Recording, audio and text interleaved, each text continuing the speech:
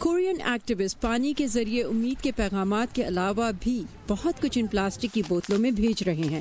دونوں کوریاز کے بارڈر کے جنوب میں یلو سی میں واقع گانگوا جزیرے سے انسانی حقوق کے ادارے چاول، ادویات، پیغامات، امریکی ڈالرز اور باہر کی دنیا کی خبروں سے بھرے یہ امدادی پیکیجز پانی کی لہروں کے حوالے کر رہے ہیں۔ ان کا کہنا ہے کہ پانی کا بہاؤ انہیں شمالی کوریا کے مغربی ساحل پر واقع گاؤں اور شہروں تک لے جائے گا۔ اگر ہم صحیح وقت اور تاریخ پر پھینکیں تو یہ 100% وہاں پہنچیں گے۔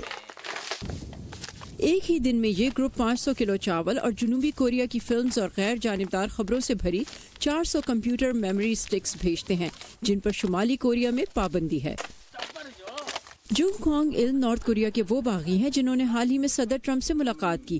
انہوں نے صدر ٹرمپ کی اقوام متحدہ میں پچھلے سال دی گئی دھواں دھار تقریر کی کاپی بھی اس میں شامل کی ہے، جس میں انہوں نے شمالی کوریا کو اس کے جوہری عزائم سے باز رہنے اور کم جونگ ان کی حکومت کو ملک کی فاقہ کشی اور مظالم کا ذمہ دار ٹھہراتے ہوئے ان پر کڑی تنقید کی تھی۔ ہم انہیں یہ پیغام بھیج رہے ہیں کہ امریکی صدر آپ کے مشکل حالات سے بے خبر نہیں ہیں۔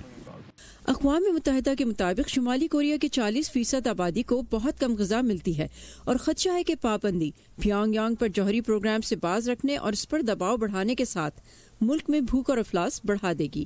اس غیر روایتی امدادی کوشش میں شامل شمالی کوریا کے باغیوں نے پیچھے رہ جانے والے ضرورت مندوں کی مدد کے لیے پیسے اکٹھے کیے ہیں اور اپنا وقت عطیہ کر رہے ہیں۔ یہ سب کرنا خاصا مشکل ہے لیکن اسے بھیجنے کے بعد مجھے فخر ہوتا ہے۔ ان کو کچھ امداد گرجا گھروں سے بھی ملتی ہے جو کمیونسٹ شمالی کوریا میں بائبل بھیجتے ہیں جہاں مذہبی تعلیمات پر سخت پابندی ہے۔ برائن پیرن کے ساتھ صبا شاہ خان، اردو، VOA۔